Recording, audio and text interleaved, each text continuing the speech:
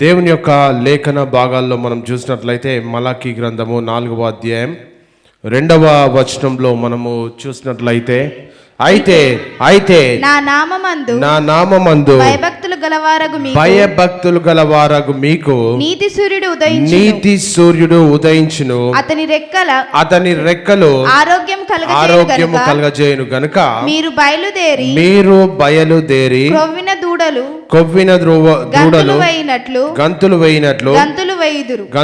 వేయుదురు. ఈ వాక్యంలో మనం చూసినట్లయితే నీతి సూర్యుడు అని రాయడం మనం చూస్తుంటున్నాం. నీతి సూర్యుడు ఉదయిస్తాడంట. నీతి సూర్యుడు అంటే ఎవరు? నీతి సూర్యుడు ఎందుకు ఉదయించాలి? మనం మన జీవితాలలో మనం చూస్తుంటాం, రాత్రి పడుకునేటప్పుడు చీకటి అవుతుంది.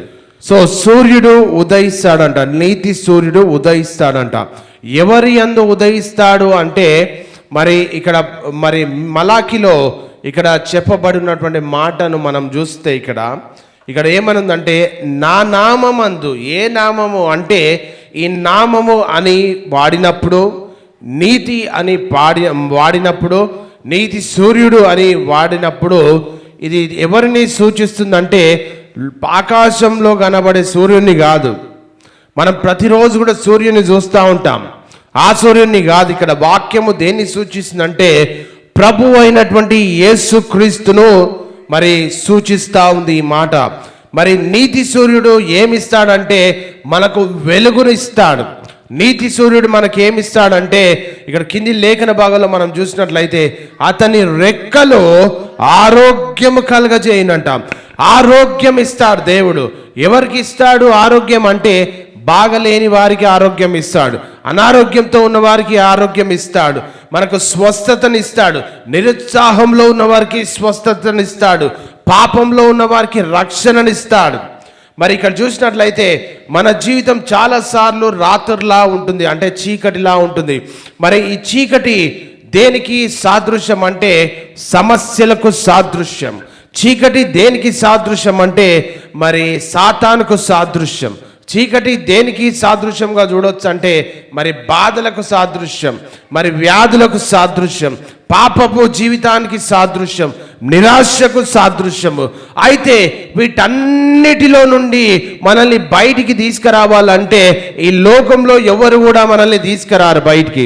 ఈ లోకంలో ఎవరు కూడా నువ్వు బాధపడుతుంటే నిన్ను ఓదార్చేవారు ఉండరు, నువ్వు అనారోగ్యంతో ఉంటే నిన్ను పలకరించేవారు ఉండరు, నువ్వు కష్టాల్లో ఉంటే నీ వైపు చూసేవారు ఎవరు ఉండరు. అదే మనకు ఏ బాధ లేకుండా మనకు లక్షల డబ్బులున్నా లేకపోతే ఆస్తులు అంతస్తులున్నా ఇవన్నీ కూడా హోదాను కల్పిస్తాయి సొసైటీలో. కానీ ఎప్పుడైతే నువ్వు బాధల్లో, వేదనలో, కష్టాల్లో, పాపంలో లేకపోతే అనేక సమస్యలలో నువ్వు కూరుకుపోయి ఉన్నప్పుడు మనల్ని ఎవ్వరు కూడా బాగు చేయరు. కానీ నువ్వు ఎప్పుడైతే యేసుక్రీస్తు వైపు చూస్తావో ఆయన నీ మీద ఉదయించి నీ చీకటి జీవితానికి వెలుగుగా అనుగ్రహిస్తాడు. ఇక్కడ చూసినట్లయితే వాక్యం ఏమనుందంటే ఆయన నామమందు భయభక్తులు, ఆయన యందు భయభక్తులు కలిగి ఉంటేనే దేవుడు కార్యాలు మన జీవితంలో చేస్తాడు అని ఇక్కడ లేఖన భాగాలు చెప్పకనే చెప్తా ఉంటున్నాయి మనకు. అంతేకాకుండా ఇక్కడ చూసినట్లయితే ఇక్కడ ఏమనుందంటే రెక్కలు ఆరోగ్యము కలగజేయునని ఇక్కడ లేఖనాలు చెప్తా ఉంది. నీ దేవుడు ఎవరో నీకు తెలియాలి. ఫస్ట్ నీతి సూర్యుడు ఎవరు అనేది నీకు తెలియాలి. యేసు ప్రభు ఎందుకు వచ్చాడు లోకంలో అంటే బాగలేని వారికి బాగు చేయడానికి, పాపంలో ఉన్న వారిని పాపాలు కడిగి రక్షణనివ్వడానికి, అనారోగ్యంగా ఉన్న వారికి స్వస్థ. బైబిల్ అనేక చోట్ల చూస్తుంటాం పాపాన్ని కడిగి వేశాడు. మొదటిగా ఆయన చేసేది ఏంటంటే దేవుని వైపు చూస్తే పాపాలన్నీ కూడా క్షమించి దాని తర్వాత నీ జీవితంలో ఆశీర్వాదాలు ఇస్తాడు. ఈ పాపపు ఒప్పుకోలు లేకుండా దేవా నన్ను స్వస్థపరచు, దేవా నన్ను కాపాడు, నా చీకటిని వెలుగుగా మార్చు, లేకపోతే నా కష్టాలను తీసి సంతోషాన్ని అని ప్రార్థన 100 సంవత్సరాలు 1000 సంవత్సరాలు చేసినా దానికి జవాబు రాదు. ఇక్కడ వాక్యంలో మనం చూస్తే ఆయన యందు భయభక్తులు కలిగి ఉండాలి. ఈ భయభక్తులు ఎవరు కలిగి ఉంటారంటే, మొదటిగా ఆయన రక్తంలో కడిగిన బిడ్డగా నువ్వు ఉండాలి. నీ పాప క్షమాపణ పొందుకోవాలి. ఎవరికైతే అనారోగ్యం ఉంటుందో, లేకపోతే ఎవరికైతే బాధ ఉంటుందో, ఎవరికైతే సమస్యలు ఉంటుందో, లేకపోతే ఏ కష్టాల గుండా నువ్వు వెళ్ళినా నీ కష్టానికి, నీ సమస్యకు, నీ బాధకు పరిష్కారం ఏంటంటే దేవుని సన్నిధిలో నువ్వు మొరపెట్టాలి. ఏమని మొరపెట్టాలి?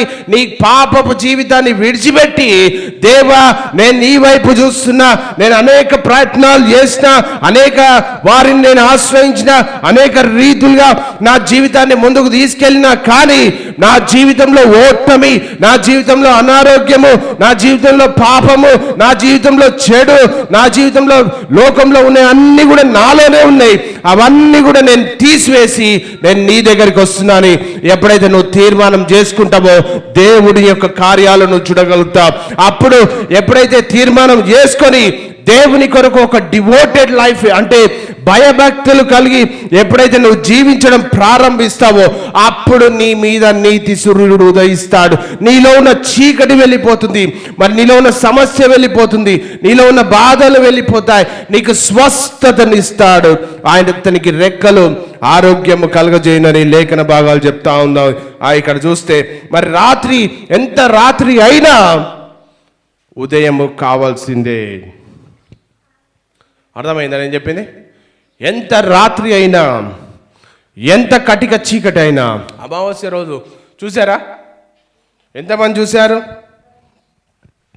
మొత్తము చీకటి మయమైపోతుంది. కనీసము ఒక లైట్ వెలుగు తప్ప మొత్తము చీకటి గాఢాంధకారం వలె ఉంటుంది. అయినా ఎంత చీకటి ఉన్నా, ఎంత భయంకరమైనటువంటి చీకటి ఉన్నా సూర్యుడు ఉదయించి తీరాల్సిందే. నీ జీవితంలో ఎంత పెద్ద సమస్య నీకున్నా, నీ జీవితంలో ఎంత కష్టం నీకున్నా, ఎంత పెద్ద అనారోగ్యం నీకున్నా, దేవుని నుండి నువ్వు ఆశిస్తున్నావంటే ఆ ఆశ, వాక్యం చెప్తుంది ఏంటంటే నీ ఆశ భంగము కానేరదు. ఎప్పుడు నీ ఆశ భంగము కానేరదు అంటే నువ్వు దేవుని సన్నిధిలో నువ్వు మొరపెట్టాలి.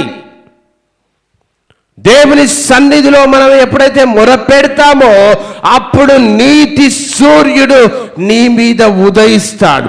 అప్పుడు నీతి సూర్యుడు నీ జీవితంలో వెలుగునిస్తాడు. నీ జీవితంలో ఉన్నటువంటి చీకటిని పారదోలుతాడు. నీకు కావలసిన ఆశీర్వాదం దేవుడు అనుగ్రహిస్తాడు. ఏ సమస్య నీకున్నా ఉదయించాల్సింది సూర్యుడు మాత్రమే, యేసుక్రీస్తు మాత్రమే. నీ జీవితంలో యేసుక్రీస్తు ఎప్పుడైతే ఉదయిస్తాడో నీ జీవితంలో సమస్యల పర్యాయం అంతా కూడా ముగిసిపోయిందే. రాత్రి ఎంత రాత్రి అయినా, చీకటైనా ఉదయం తప్పకుండా వస్తుంది. చెప్పండి పక్కవారితో, నీ జీవితంలో దేవుడు నీతి సూర్యుడు ఉదయిస్తాడు. ఎంత చీకటి ఉన్నా సూర్యుడు ఉదయిస్తే చీకటి అనేది పారిపోతుంది.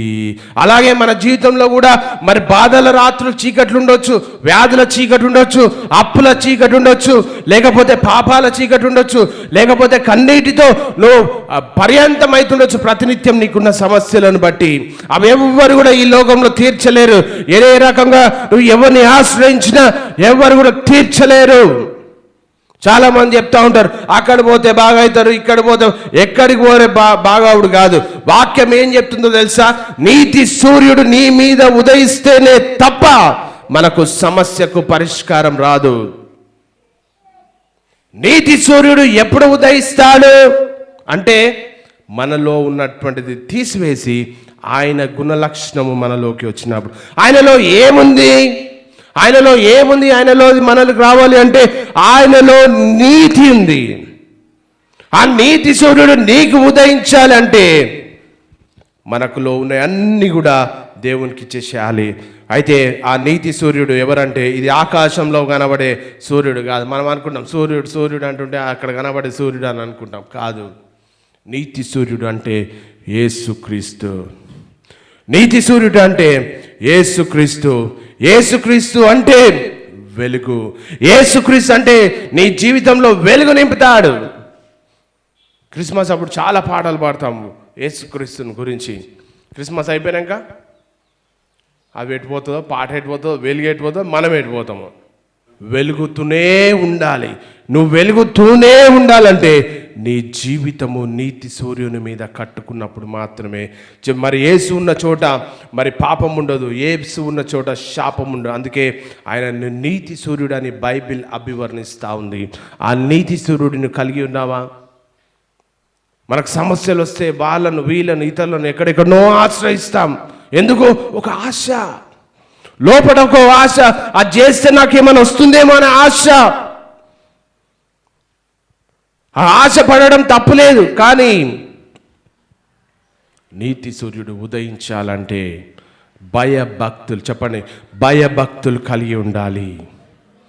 భయభక్తులు కలిగి ఉంటే నీతి సూర్యుడు ఉదయిస్తాడు. చీకటి తర్వాత వెలుగు మన జీవితంలో రావాల్సిందే. మన జీవితం కూడా మరి రాత్రి అంటే ఏంటంటే దుఃఖము, బాధ, వేదన, ఇరుకు, ఇబ్బందులు, అనారోగ్యము, పాపం, వీటి గుండా మనము బ్రతికినన్ని రోజులు ఉంటే ఇవన్నీ కూడా మరి మనతోటే ఉంటాయి, జీవితాంతం కూడా ఉంటాయి. కానీ దేవుడు చెప్తున్నాడు, నీ జీవితం రాత్రిలా చీకటిలా ఉన్నా దేవుని దగ్గరకు వస్తే ఆయన నీ మీద వెలుగును ప్రకాశిస్తాడని దేవుని యొక్క వాక్యం చూస్తుంటాం. అంతేకాదు రెక్కలు అంటే యేసుక్రీస్తు కృప, ఆయన శక్తి, ఆయన ప్రేమ. రెక్కలంటే, రెక్కలు దేనికి సాదృశ్యం అంటే ఆయన కృపకు సాదృశ్యం, ఆయన శక్తికి లేకపోతే ఆయన ప్రేమకు సాదృశ్యంగా ఉంది. యేసు దగ్గరికి నువ్వు వస్తే నీ జీవితంలో ఇంకొక లక్ష్యం తీసేసి, నీకు ఏది కావాలని నువ్వు కోరుకున్నా ఇంకొక లక్ష్యం తీసేసి దేవుని మీదనే నువ్వు దృష్టి పెట్టు.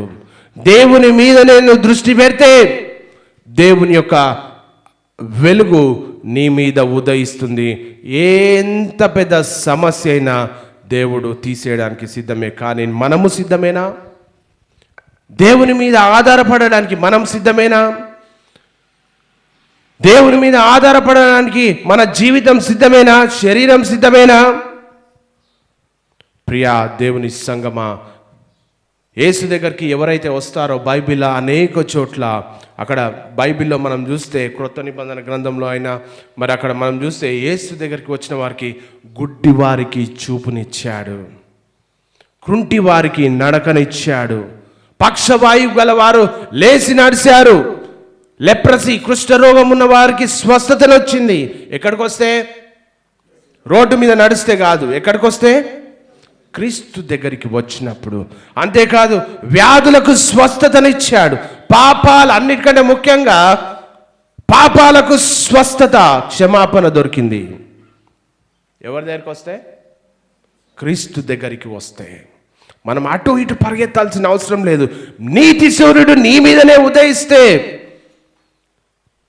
నీకు కావలసిన ఆశీర్వాదం నీకు లభిస్తుంది. నువ్వు చేయవలసింది దేవుని మందిరంలో నాటబడంతే. నువ్వు చేయవలసింది పరిగెత్తాల్సింది కాదు. సమాజముగా కూడుకున్న చోట నీవు కూడుకో, దేవుని మందిరంలో కూడుకో, దేవునితో సహవాసం కలిగి జీవించు, దేవునితో సాన్నిధ్యంలో ఉండు, దేవునితో ఒక ఆత్మీయమైన జీవితంలో దినదినం కూడా నువ్వు ఎదుగుతుండాలి. అప్పుడు ఉదయిస్తాడు నీతి సూర్యుడు. నీతి సూర్యుడు యేసుక్రీస్తు దగ్గరికి వస్తే గుడ్డి వారికి చూపినొచ్చింది, కుంటి వారికి నడకొచ్చింది, ఎంత పెద్ద వ్యాధులు ఉన్న వారందరికీ స్వస్థతనిచ్చాడు. మనసు బాగలేని వారికి కూడా మనసును బాగా చేశాడు. ఇది ఎవ్వరు చేయరు మనుషులు లోకంలో. ఈరోజు చూస్తే యేసుక్రీస్తు ఈరోజు కూడా మారలేదు. దేవుని వాక్యము నిన్న నేడు నిరంతరము ఏకరీతిగా ఉంది. నువ్వు మారిపోవచ్చు. ఈరోజు మనుషులను చూస్తే మారిపోతారు, అవసరం ఉన్నప్పుడు ఒకలాగా, అవసరం తిన్నాక ఇంకోలాగా మారిపోతారు. కానీ మన దేవుడు మారని దేవుడు. ఆ మారని దేవుడు నువ్వు కలిగి ఉంటే నీ జీవితంలో నువ్వు ఏది కావాలన్నా దేవుడు నీకు ఇస్తాడు. మొదటిగా దేవుడు అసహ్యించుకున్నది ఏంది ఈ భూమి మీద అంటే, దేవుడు అసహ్యించుకున్నది ఏంటంటే భూమి మీద దేన్ని అసహించుకుంటాడో ఏమో కానీ పాపాన్ని మాత్రం అసహించుకుంటాడు దేవుడు. ఈ పాపపు జీవితము మనలో ఉంటే పూర్వం చేసిన పాపాలు అవి దేవుని దగ్గర కడగబడకుంటే ఇంకా వాటిలోనే మగ్గిపోతుంటే నీతి సూర్యుడు ఉదయించాడు. వాటిని విడిచిపెట్టి అయ్యా నా జీవితం నీ వైపు చూస్తుంది, దేవా నన్ను క్షమించు, నేను ఎన్నో తప్పులు చేసినా, నేను ఎన్నో పాపాలు చేసినా, నేను ఎన్నో లోకానుసారంగా బ్రతికినా, నేను ఏదో రీతిగా జీవించాను, ఎప్పుడో నా సమస్యలన్నీ భయంకరమైనటువంటి జీవితంలో నేనుండే. కానీ అయ్యా, ఈ రోజు నుండి నేను నీ వైపు చూస్తుంటున్నా, ఈ రోజు నుండి నేను నీ దట్టు చూస్తున్నా, ఈ రోజు నుండి నా జీవితము నీ మీద నిర్మించుకుంటా. నో మ్యాటర్ ఎంత పెద్ద సమస్య అయినా సరే, బైబిల్ చెప్తుంది, నేను చెప్పట్లే. నీతి సూర్యుడు ఉదయిస్తే నీకు ఆరోగ్యం వస్తుందని లేఖన భాగాలు చెప్తా ఉంది. కనుక ఇక్కడ చూస్తే నా నామమందు భయభక్తులు గల వారికి, అంటే ఎవరు? నా నామం అంటే నా నామం కాదు, దేవుని నామం, యేసు నామం. నా నామమందు భయభక్తులు గల వారికి అంటే ఎవరు వీరు? అంటే దేవునిని గౌరవించేవారు. ఎవరు వీరు? పాపాన్ని వదిలేసిన వారు. ఎవరు వీరు? యేసును నమ్మేవారు. ఎవరు వీరు? ఆయన మాటను వినేవారు. లేదండి, నేను దేవుని నమ్ముకున్నా కాబట్టి ఆదివారం చర్చికి పోతున్నా. లేదండి, నాకు వీలైనప్పుడు నేను ప్రార్థన చేస్తా. లేదండి, అక్కడక్కడ మీటింగ్ పెడితే అక్కడక్కడ పోతా. లేదండి, నేను ఎప్పుడో ఒకసారి వస్తా. నీతి సూర్యుడు నీ మీద ఉదయించాలని నువ్వు ఆశపడితే, చూడండి ఇక్కడ వాక్యం, నాయందు భయభక్తులు గల వారికి, నాయందు జీవించే వారికి. ఎవరు భయభక్తులు కలిగి జీవించేవారు? అంటే క్రీస్తుని ఎగ్జాక్ట్గా నువ్వు చూపించేవారు, భయభక్తులు కలిగిన వారు. పాటలు పాడడము, చేయడము, అది అంత దానికి ప్రాధాన్యత కాదు. దేవుని వాక్యము భయభక్తులు కలిగి నువ్వు జీవిస్తే నీతి సూర్యుడు నీ దగ్గరికే నడుచుకుంటూ వస్తాడు. నువ్వు దేవుని దగ్గరికి వస్తే, నా యందు మీరును మీ యందు నా మాటలు నిలిచిన్నాడు, నీకు ఏది ఇష్టమో అడగండి అంటున్నాడు. నీకు ఏం కావాలి? నీకు స్వస్థత కావాలి. నీకు ఏం కావాలి? పాప క్షమాపణ కావాలి. ఇవి లేకుండా సుఖభోగాలు ఎన్నున్నా అవి ఏవి కూడా ప్రభు యొద్దకు చేర్చవు. ప్రియా దేవుని సంగమా, ఇవేవి లేకుండా మన జీవితంలో మనం ఏమి కూడా అనుభవించలేం క్రీస్తు లేకుండా. అలాంటి వారి మీద మరి దేవుని కొరకు ఎవరైతే బ్రతుకుతారో వారి మీదనే నీతి సూర్యుడు ఉదయిస్తాడు. అంటే దేవునికి భయపడడం అంటే వనకడం కాదు, ఇట్లా చలిజ్వరం వస్తే ఇట్లా దుప్పటి కప్పుకోవడం కాదు. దేవునికి భయపడడం అంటే చలిజ్వరం వచ్చినప్పుడు 1, 2, 3, 4, 5 అన్నీ కప్పుకుంటాం. భయపడడం, వనకడం కాదు. నీతివంతమైనటువంటి జీవితం, దేవుని వాక్యానికి లోబడి జీవించము, దేవుని మాటకు లోబడి బ్రతకడము. దేవుడు అంటే ఎవరో నీకు తెలిస్తే ఆయనను గౌరవించడం భయపడడం అంటే భయభక్తులు అంటే. ప్రియా దేవుని సంగమా, నీ జీవితంలో క్రీస్తు ఉదయిస్తే చీకటి పోతుంది, వెలుగు వస్తుంది. నీ జీవితంలో నీకు కావలసిన కార్యము నీ జీవితంలో జరుగుతుంది. అలాగే నీ జీవితంలో క్రీస్తు ఉదయిస్తే పాత జీవితం పోతుంది, కొత్త జీవితం వస్తుంది. క్రీస్తు నీ జీవితంలో ఉదయిస్తే పాత జీవితం పోతుంది, కొత్త జీవితాన్ని దేవుడు అనుగ్రహిస్తాడు. నీతివంతమైనటువంటి జీవితము ప్రారంభమవుతుంది. పాపబంధం తెగిపోతుంది, లేకపోతే శాపం తొలగిపోతుంది. ఒక నూతన ఆశ, నూతన ఒరవడి నీ జీవితంలో దేవుడు అనుగ్రహిస్తాడు. ఈ వాక్యం ఎవరి కొరకు? మీకా గ్రంథం ఎవరి కొరకు చెప్తుంది వాక్యం? ఈ వాక్యం ఎవరి కొరకు అంటే వ్యాధిగ్రస్తుల కొరకు, అప్పుల భారంలో ఉన్న వారి కోసం, కుటుంబ సమస్యలలో ఉన్న వారి కోసం, మద్యం చెడు అలవాట్లలో ఉన్న వారి కోసం, అంతేకాదు డిప్రెషన్లో, నిరాశలో, నిస్పృహలో కొట్టుమిట్టాడుతున్న వారి కోసం, ఒక భవిష్యతే లేదు అనే వారి కోసము, ఒక చీకటిలో మగ్గుతున్న వారి కోసము. నీ భవిష్యత్ అంతా అంధకారం అయిపోయిందేమో, నువ్వు చీకటి మయంలో ఉన్నవేమో, నీ సమస్యల వలయంలో కొట్టుకొని పోతున్నావేమో. మీకా గ్రంథం చెప్తుంది ఇక్కడ ఏమనంటే, నీతి సూర్యుడు ఉదయిస్తాడు. బయటికి పోయి ఇట్లా పైకి చూస్తే సూర్యుడు కనబడతాడు. ఆ సూర్యుడు కాదు, నీతి సూర్యుడు. నీతి క్రీస్తుకు సాదృశ్యంగా ఉంది. నీ మీద నేను ఉదయిస్తా అని చెప్తున్నాడు దేవుడు. మరి యేసుక్రీస్తు మొదట వచ్చాడు లోక పాపములను తీసివేయడానికి. యేసుక్రీస్తు మొదట వచ్చింది ఎందుకంటే పాపాలకు క్షమాపణ ఇవ్వడానికి మొదటిసారి యేసు ప్రభు భూమి మీదకి వచ్చాడు. ఒక మానవుడు పాపము చేస్తే, ఆది మానవుడు పాపం చేస్తే దేవుని ప్రణాళిక నెరవేరకపోవడంతో రెండవ ఆదాముగా మరి ప్రభు అయినటువంటి యేసు క్రీస్తు వచ్చి సర్వలోక మానవాళి యొక్క పాపాలను కడిగి శుద్ధీకరించి కృప కొరకు లేకపోతే పరలోక రాజ్యానికి నిత్యత్వానికి ఆయన మార్గము సరళం చేశాడు. మొదటి రాకడలో పాపాలన్నిటిని క్షమించాడు, స్వస్థతని ఇచ్చాడు. రెండవసారి కూడా మరలా ఆయన రాయనున్నాడు. ఎందుకు వస్తున్నాడు? రెండోసారి వస్తాడు. ఎందుకు? బాధ ఉండదు, ఇంకా వ్యాధి ఉండదు, ఇంకా మరణం ఉండదు, ఇంకా ఇంకేముండదు, కన్నీరు ఉండదు. ఇంకా అప్పుడు శాశ్వతమైనటువంటి పరిష్కారం, శాశ్వతమైనటువంటి ఉదయం నీ జీవితంలో ఉంటుంది. ఎందుకంటే అక్కడ చీకటి ఉండదు. అక్కడ రెండోసారి వచ్చినప్పుడు నువ్వు సిద్ధపడితే, పక్కవారితో చెప్పండి, నువ్వు సిద్ధపడితే, రెండో రాకకు నువ్వు సిద్ధపడితే ప్రతిరోజు కూడా వెలిగే, చీకటి ఉండదు, ఇక అమావాస్య ఉండదు, ఇంకా చీకటి ఉండదు. ఇక రెండవ రాకడ కొరకు నువ్వు సిద్ధపడాలి. అందుకనే ప్రపంచంలో ఉన్న దైవజనులందరూ కూడా విరివిగా రెస్ట్ లేకుండా వాడబడుతున్నారు. ఏ ఒక్క ఆత్మ కూడా నశించిపోకుండా సర్వలోక మానవాళిని పరమును చేర్చడానికి దైవజనులను విరివిగా ప్రపంచమంతా కూడా దేవుడు వాడుకుంటా ఉన్నాడు. ఈరోజు నీకు సువార్త ప్రకటించబడ్డది, ఈరోజు నీకు వాక్యము ప్రకటించబడింది. ఈరోజు ఆ నీతి సూర్యుడు నీ మీద ఉదయించాలి అంటే క్రీస్తు కొరకు నువ్వు బ్రతకాలి. నీకు శాశ్వతమైన ఉదయము నీ జీవితంలోకి రావాలి అంటే రెండవ రాకడ కొరకు సిద్ధపడు. అక్కడ రాత్రి ఎప్పటికీ ఉండదు. బైబిల్ చెప్తుంది ఏంటంటే 30వ కీర్తన 5వ అధ్యాయంలో చూస్తే ఇక్కడ ఏమని రాయబడింది? 30వ కీర్తన 5వ వచనంలో మనం చూసినట్లయితే, ఆయన కోపము నిమిషమాత్రముండును, ఆయన దయ ఆయుష్కాలమంతయు నిలుచును.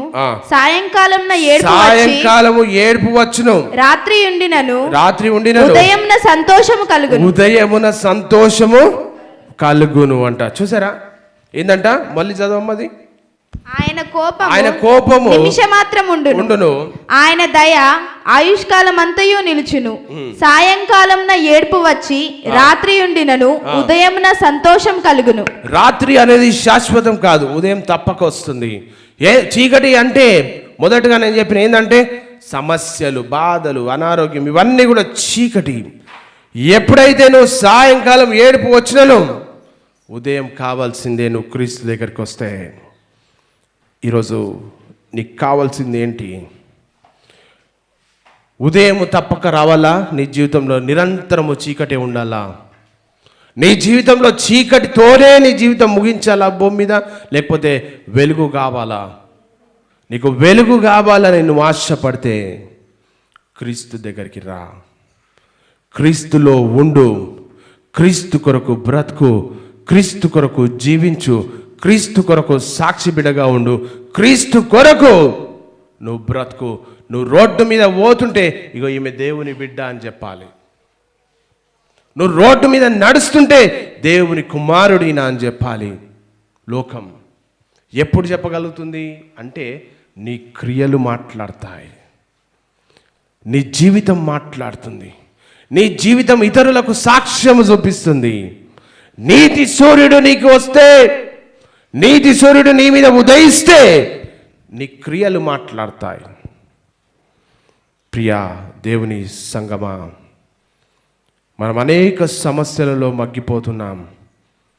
కానీ ఒక నామమాత్రమైనటువంటి విశ్వాసిగా మనం ఉంటే, గడిచిన వారాల్లో నేను చెప్పిన అద్భుతం అద్భుతం అద్భుతం కానీ ఇక్కడ అక్కడ పరిగెడతారు. నువ్వు అమెరికాకు పోయినా అద్భుతం జరగదు. నీతి సూర్యుడు ఉదయించాడు, నీతి సూర్యుడు ఉదయించాడు. దేవుని యందు భయభక్తులు కలిగి ఉండి ఫస్ట్ మన ప్రవర్తన మార్చుకొని దేవుని కొరకు బ్రతికినప్పుడు మాత్రమే నీతి సూర్యుడు ఉదయిస్తాడు. దేవుని పిల్లలకు చీకటి అనేది చివరి మాట. పక్కవారితో చెప్పండి, దేవుని పిల్లలకు చీకటి అనేది చివరి మాట. చీకటి అనేది చివరి మాట. లోకమంతా చీకటి గురించి మాట్లాడుతుండొచ్చు. లోకంలో ఆ చీకటిని పరిష్కరించాలని అనేకులు ప్రయత్నం చేస్తుండొచ్చు. కానీ ఎవరు కూడా చీకటిని పరిష్కరించడం. ఒక దేవుడు మాత్రమే, ఆయన ఉదయిస్తేనే నీ చీకటి జీవితానికి అంతం వస్తుంది. అందుకనే ఈ స్టేట్మెంట్, విశ్వాసులకు చీకటి అనేది చివరి మాట. దేవుని బిడ్డలకు చీకటి అనేది చివరి మాట. ఎందుకంటే క్రీస్తు మనలో ఉంటాడు. అందుకనే అక్కడ రాయబడి ఉంటుంది కదా, నేను వెలుగులో ఉన్న ప్రకారం మీరు కూడా వెలుగులో నడిచిన యెడల నాతో పాటు దేవునితో పాటు అన్యోన్య సహవాసం కలిగి జీవిస్తామంట.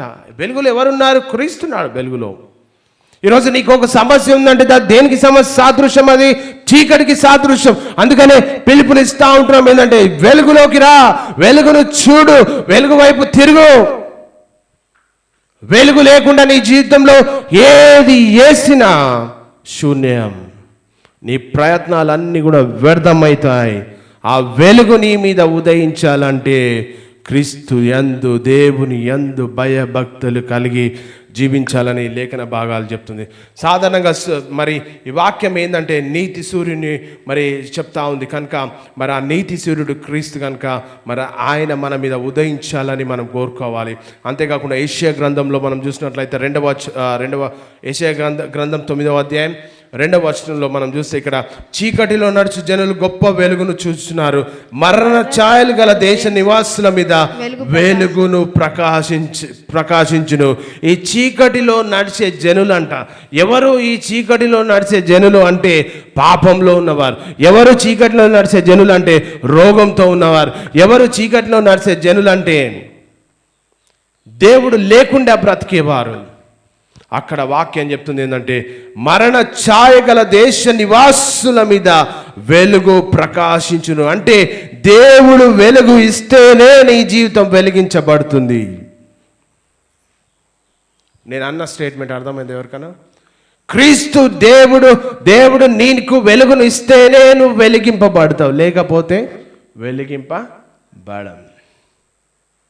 చూడండి ఇక్కడ వాక్యం, చీకటిలో నడుచు జనులు గొప్ప వెలుగును చూచుచున్నారు, మరణ ఛాయ గల దేశ నివాసుల మీద వెలుగు ప్రకాశించు. నువ్వు దేవుని వైపు చూస్తేనే నీకు వెలుగు వస్తుంది. పక్క వారితో చెప్పండి, నువ్వు దేవుని వైపు చూస్తేనే నీకు వెలుగు వస్తుంది.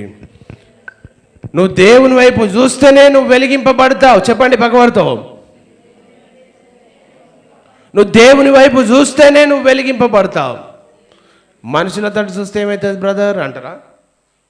వెలుగును ఆఫ్ చేస్తారు మనుషులు, వెలుగును బంద్ చేస్తారు మనుషులు. అందుకనే దేవుని వైపు మాత్రమే చూడు. ఇక్కడ చూడండి, చీకటిలో నడుచు జనులు గొప్ప వెలుగును చూస్తున్నారు, మరణ ఛాయలు అంటే ఏంది? మరణకరమైన రోగాలు, పాపము, ఇవన్నీ దాని కిందికి వస్తాయి. అవన్నీ కూడా అనారోగ్యాలు, సమస్యలు, బాధలు, ఇవన్నీ కూడా మరణ ఛాయలు గల దేశ నివాసుల మీద వెలుగు ప్రకాశించును. కనుక ఈ వెలుగు రావాలి నీకంటే యోహాను సువార్తలో ఒక మంచి మాట ఉంది. 8వ అధ్యాయం 12వ వచనంలో మనం చూస్తే ఇక్కడ 8:12 త్వరగా చదవాలా. మరలా యేసు నేను లోకమునకు వెలుగు. ఏమంటున్నాడు యేసు ప్రభు?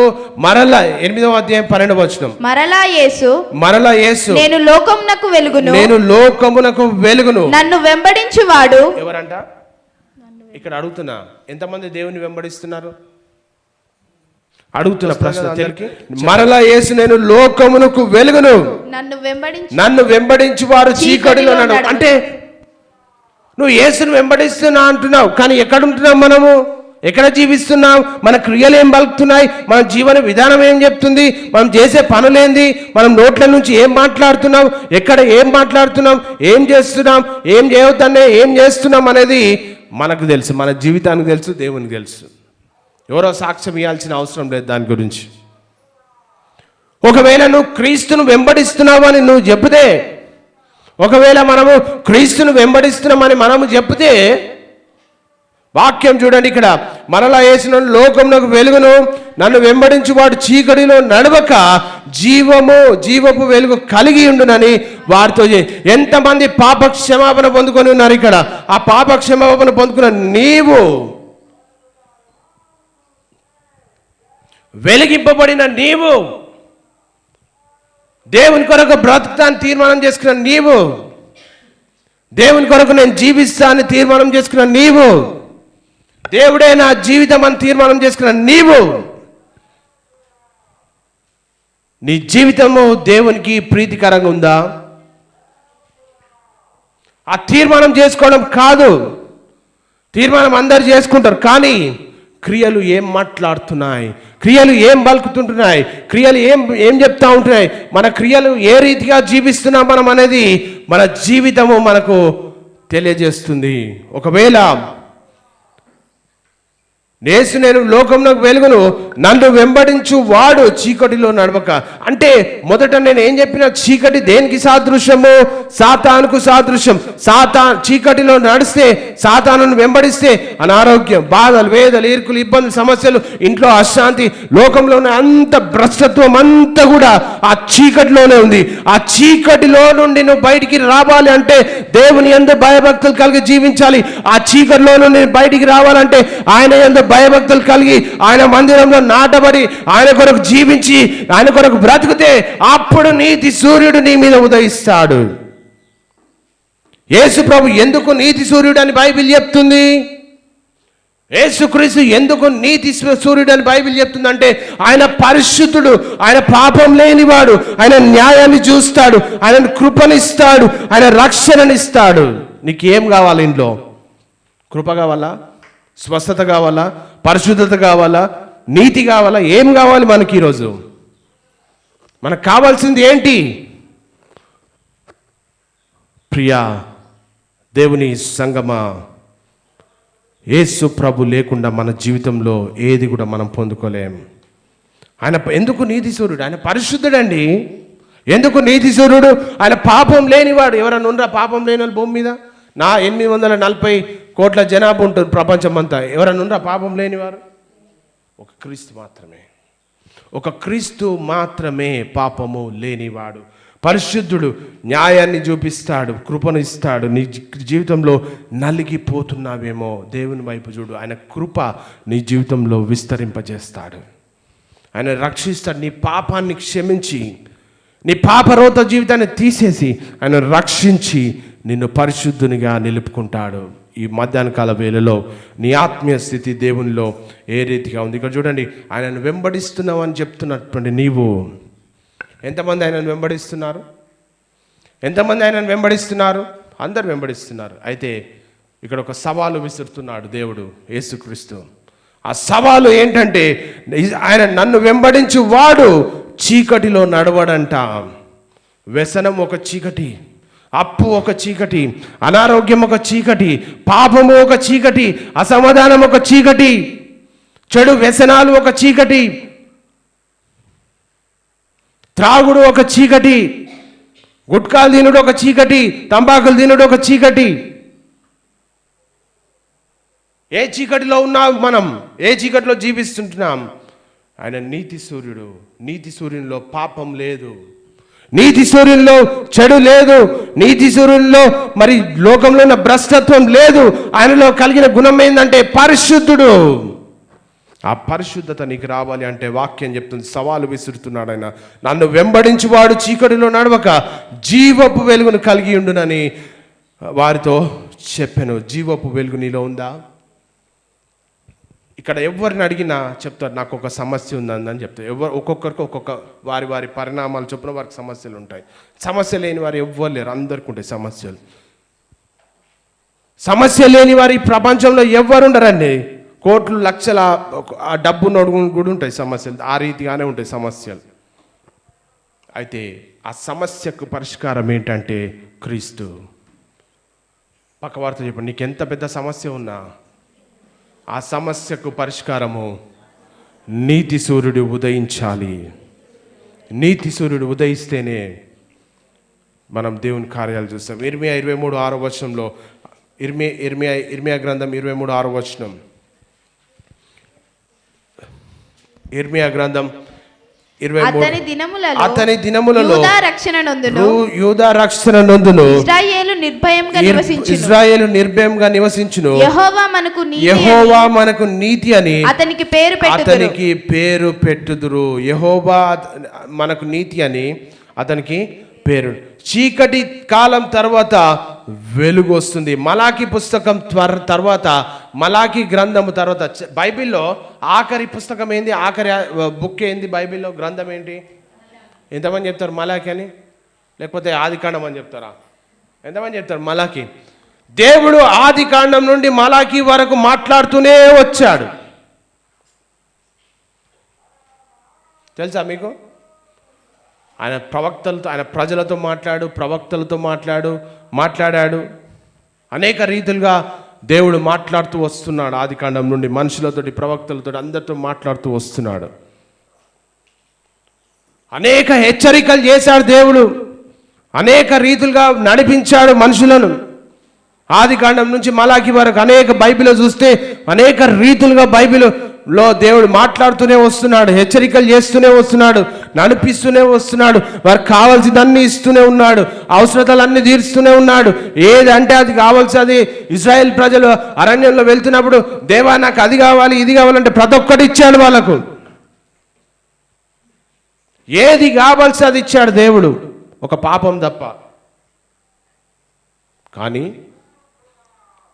దేవుని మాటకు అవిధేయతతో సమస్యలు ప్రారంభమవుతా ఉన్నాయి మనుషుల జీవితంలో.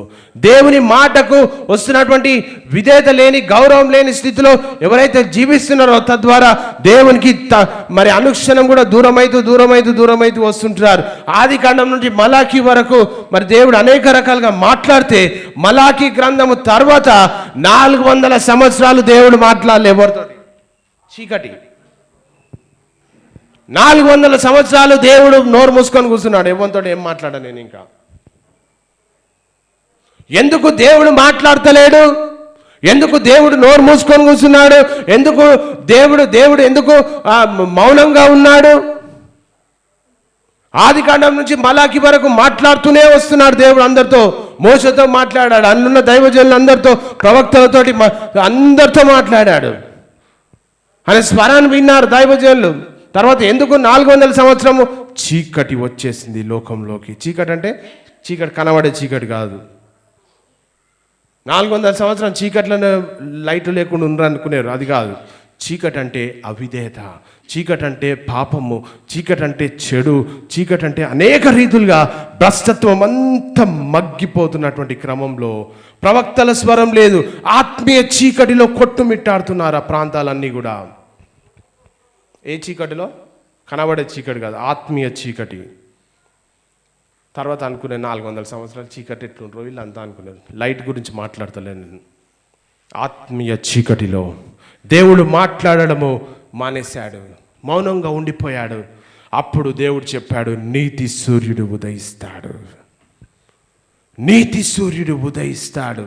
ఎవరు ఆ నీతి సూర్యుడు అంటే, యేసుక్రీస్తు వచ్చినాకనే సమస్త మానవులకు, పాపాలకు రక్షణ సువార్త ప్రకటించబడింది. ఎవరైతే క్రీస్తును చూశారో, ఎవరైతే క్రీస్తును పోలి ఉన్నారో, ఎవరైతే క్రీస్తు కొరకు బ్రతుకుతున్నారో వారందరికీ మీద వెలుగు ప్రకాశించబడింది. ఆ నీతి సూర్యుడు ఎవరంటే క్రీస్తే ఆ నీతి సూర్యుడు.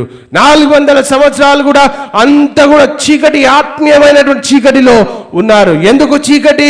పాపము ప్రభుత్వం చేస్తుంది. ఎందుకు చీకటి? అగౌరవపరుస్తున్నారు. ఎందుకు చీకటి? వ్యసనాలకు బానిసలయ్యారు. ఎందుకు చీకటి? అనేక రీతులుగా చెడు విస్తరించిపోయినంత కూడా దేవుని ప్రవక్తలతోటి కూడా, ఆయన ప్రవక్తలతోటి కూడా దేవుడు మాట్లాడడం మానేశాడు. ఎందుకు దేవుడు అలిగాడు? మనం చెప్తే, మనం ఏదైనా చెప్తే పని అయినకపోతే మనం మాట్లాడము ఆ వ్యక్తులతోటి, అంతేనా? దాంతో ఎవడు మాట్లాడతాడు, పిచ్చోడాడు అంటే బాగా గర్వం ఉంది అంటారు, అంతేనా? మాట్లాడం మనం. కానీ దేవుని కృప మనుషుల మీద దినదినం కూడా విస్తరిస్తూ ఏది అడిగితే ఒక పాపం తప్ప ఏది కావాల్సి అది సమాజానికి, దేవుని బిడ్డలకు ఇచ్చాడు ఆయన.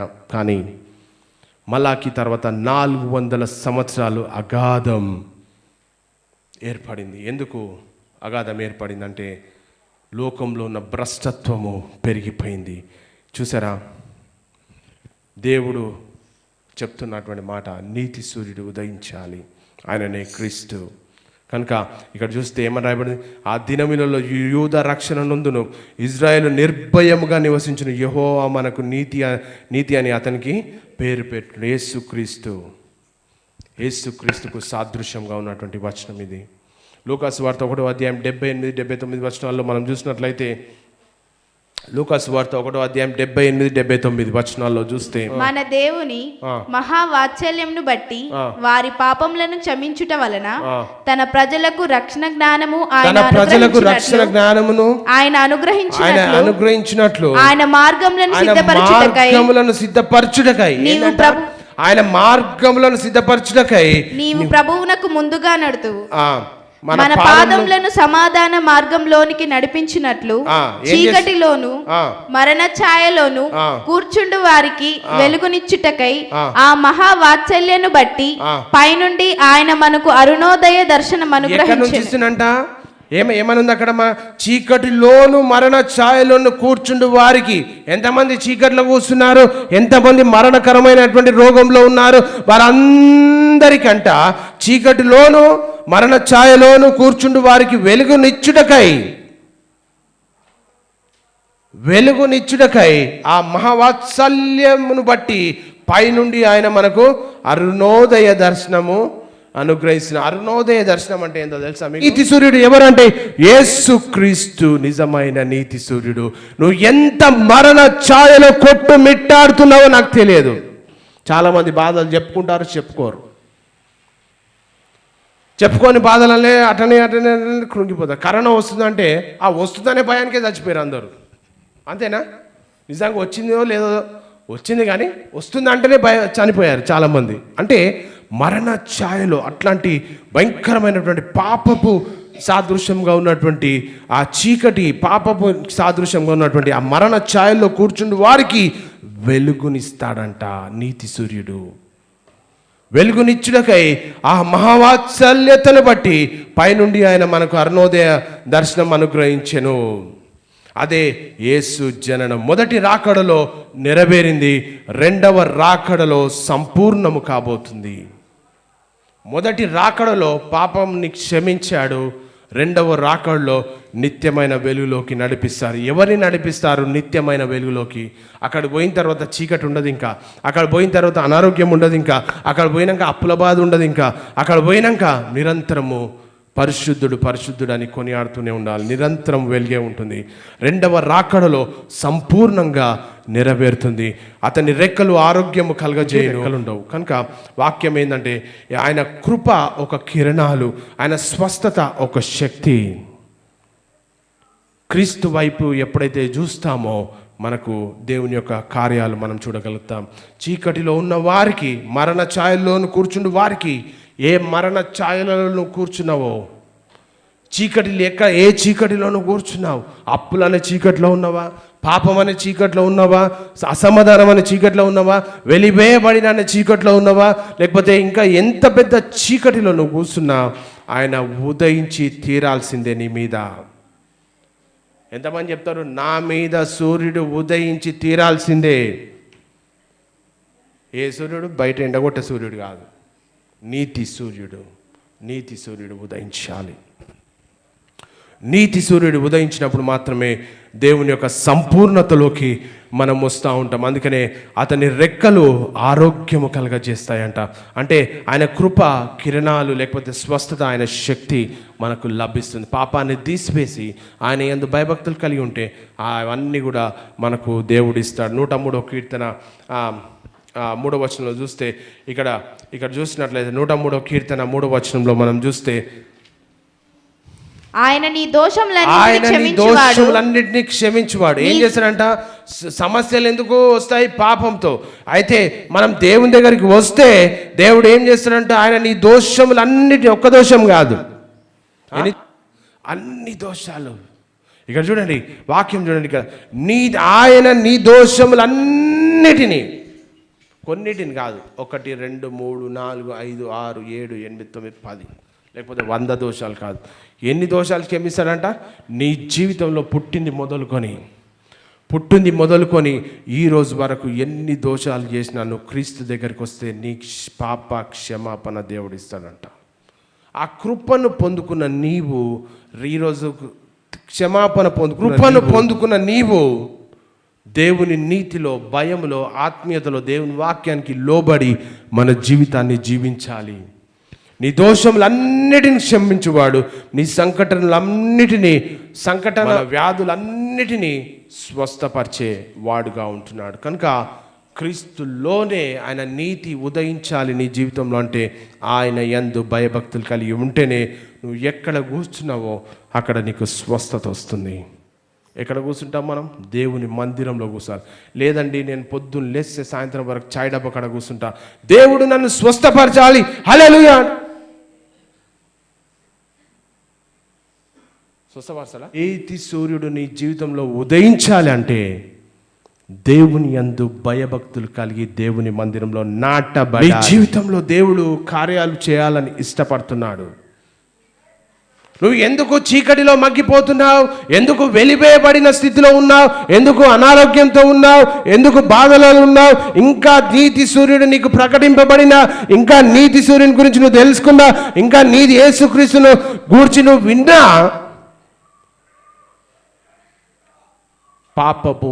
పాపం మన జీవితంలో ప్రభుత్వం చేస్తుందో, ఆయన నీ దోషముల దేవుని దగ్గరికి వస్తే ఆయన నీ దోషములన్నిటినీ క్షమించువాడు. కొన్నిటిని కాదు, 2 కాదు, 3 కాదు, 4 కాదు, అన్లిమిటెడ్ దోషాలు నువ్వు చేసిన దేవుని దగ్గర నీకు క్షమాపణ 100% దొరుకుతుంది. 100% దొరుకుతుంది. నీ సంకటనలన్నిటినీ క్షమించువాడు. ఎందుకంటే స్వస్థత మన స్వాస్థ్యం. స్వస్థత మన స్వాస్థ్యం. నువ్వు డబ్బు పెట్టి కొనాల్సిన అవసరం లేదు. నువ్వు చేయవలసిందేంది? నీ హృదయము దేవుని సన్నిధిలో కుమ్మరించడమే. నువ్వు చేయవలసిందేంది? దేవుని మందిరంలో నాటబడాల్సిందే. నువ్వు చేయవలసిందేంది? నీతి సూర్యుని వైపు చూడాల్సిందే. ఎందుకు? స్వస్థత స్వాస్థ్యం, మన స్వాస్థ్యం, మన హక్కు. మన హక్కు ఏంది భూమి మీద అంటే? తల్లిదండ్రుల ఆస్తి. మన హక్కు ఏంది భూమి మీద అంటే? భూమి జాగలు. మన హక్కు ఏంది మన భూమి మీద అంటే? అది మనదే, ఇది మనదే, అన్ని మనే. స్వస్థత నీ స్వాస్థ్యం. చెప్పండి పక్కవారు, స్వస్థత నీ స్వాస్థ్యం. 53 యెషయా గ్రంథం 53 5వ వచనం. మన అతిక్రమ క్రియలను బట్టి అతడు గాయపరచబడి. ఎవరి క్రియలను బట్టి? ఏదో దూతలు చేసిన పనులను బట్టి దేవుడు యేసు ప్రభు గాయపరచబడలే. యేసు ప్రభు ఎందుకు గాయపరచబడ్డాడు? ఎందుకు గాయపరచబడ్డాడు? మనము చేసే తప్పులు మనకు బైబిల్ ప్రకారము మనం చేసే దోషములను బట్టి మనకు రావాల్సినటువంటి శిక్ష అంతా కూడా యేసుక్రీస్తు మీద వేసుకున్నాడు. మన అతిక్రమ క్రియలను బట్టి, మనం చేసే తప్పులను బట్టి, మనం చేసే పాపాలను బట్టి, మనం చేసే తప్పు నిర్ణయాలను బట్టి, మనం జీవించే తప్పు జీవన విధానాన్ని బట్టి మనకు రావాల్సిన శిక్ష 2026 సంవత్సరాల క్రితము మరి యేసుక్రీస్తు మీద వేసుకున్నాడు. ఆయన అతిక్రమ క్రియలను బట్టి ఆయన గాయపరచబడ్డాడు. మన దోషములను బట్టి. ఎవరి దోషములు? చెప్పండి పక్కవారితో కానీ నీతో కానీ చెప్పుకోండి. ఏంటంటే నా దోషములను బట్టి ఆయన గాయపరచబడ్డాడు. లేకపోతే ఆయనకి ఏం అవసరం అండి గాయపరచబడడానికి? ఎక్కడో పరలోకంలో ఉండాల్సిన దేవుడు మన దోషములను బట్టి, మన పాపాన్ని బట్టి, మనం తీసుకునే తప్పుడు నిర్ణయాలను బట్టి మనకు రావాల్సినటువంటి శిక్ష ఆయన మీద పడ్డాడు. కాబట్టి స్వస్థత 100% నీ స్వాస్థ్యము. 100% నీ స్వాస్థ్యము స్వస్థత. మన అతిక్రమ క్రియలను బట్టి అతను గాయపరచాడు. ఎప్పుడు వస్తుంది స్వస్థత? నీ పాప జీవితాన్ని దేవుని సన్నిధిలో విడిచిపెట్టి, అయ్యా నా మీద నీతి సూర్యుడు ఉదయించాలి, నేను మరలా పాపము జోలికి వెళ్ళను అని ఎప్పుడైతే తీర్మానం చేసుకుంటావో వెలుగు వచ్చేస్తుంది. అంతే. మన దోషములను బట్టి నల్లగొట్టబడెను, మన సమాధానార్థమైన శిక్ష అతని మీద పడెను, అతడు పొందిన దెబ్బల చేత మనకు స్వస్థత లభిస్తుంది, కలుగుచున్నది. ఆయన గాయముల చేత మనకు స్వస్థత కలుగుతుంది. యేసు శరీర స్వస్థత మనకు ఇస్తాడు. మరి యేసు మనసు స్వస్థత, యేసు ఆత్మ స్వస్థత, ఇవన్నీ కలిగి ఉన్నటువంటి మనము పరిగెడతా ఉంటాం. ఎక్కడెక్కడో పరిగెడుతున్నాం. ఎక్కడికి పరిగెడుతున్నా ఏమీ రాదు. ప్రియా దేవుని సంగమా, నీ హృదయ మార్పు జరిగితే దేవుడు నీకు కార్యం చేస్తాడు. అది బైబిల్ చెప్పే మాట, నేను చెప్పే మాట కాదు. అక్కడ పోతే ఇక్కడ పోతే ఎక్కడ పోయినా ఎక్కడ పోకు. బైబిల్ ఏం చెప్తావు గది ఫస్ట్. వీళ్ళు అట్లా కాదు, నీ పాపాన్ని ఒప్పుకుంటే నీ స్వాస్థ్యం అది తీసుకో, నీ స్వాస్థ్యం అది. ఎందుకు నీ స్వాస్థ్యము? నువ్వు చేసిన తప్పులను బట్టి ఆయన శిక్ష పొందుకుండు, అది మన స్వాస్థ్యము. ఆ స్వాస్థ్యము నీకు రావాల్సిన హక్కు నువ్వు పొందుకోవాలంటే నువ్వు చేయవలసింది ఏందో తెలుసా? ఆయన యందు భయభక్తులు కలిగి జీవించి నువ్వు దేవునిలో ఉంటే నీ సంకటములన్నీ ఏందంట, సంకటములన్నీ నీ దోషములన్నీ క్షమిస్తాడంట. ఏదో చేయాల్సిన అవసరం లేదు, దేవుని మాట వినడం అంతే, దేవునికి లోబడడం అంతే. దేవునికి లోబడితే మన స్వాస్థ్యం మన మీదకి వస్తుంది. ఎవరి మీద నీతి సూర్యుడు ఉదయిస్తాడు? ఎవరి మీద నీతి సూర్యుడు ఉదయిస్తాడు అంటే ఇక్కడ చూడండి, నా నామమందు భయభక్తులు గల వారగు మీద. దేవుని నామాన్ని ఎంతమంది కలిగి ఉన్నారు ఇక్కడ? అందరం కలిగి ఉన్నామా? ఎంతమంది కలిగి ఉన్నారు దేవుని నామాన్ని? దేవుని నామాన్ని ఎంతమంది కలిగి ఉన్నారు? వాక్యం చూడండి, నా నామమందు భయభక్తులు గల వారి మీద. ఇది అన్కండిషనల్ బ్లెస్సింగ్, అపరిమితమైనటువంటి దేవుని స్వస్థత. ఇది సింపుల్ అడుగుతున్నాడు దేవుడు, నా నామమందు భయభక్తులు గల వారు మీకు నీతి సూర్యుడు ఉదయించును, అతని రెక్కలు ఆరోగ్యం కలగజేయును. కనుక మీరు బయలుదేరి క్రొవ్విన దూడలు గంతులు వేయినట్లు గంతులు వేయాలి. ఇక ఎగురడమే, డాన్సే. ఇంకా స్వస్థత పొందుకున్నావా?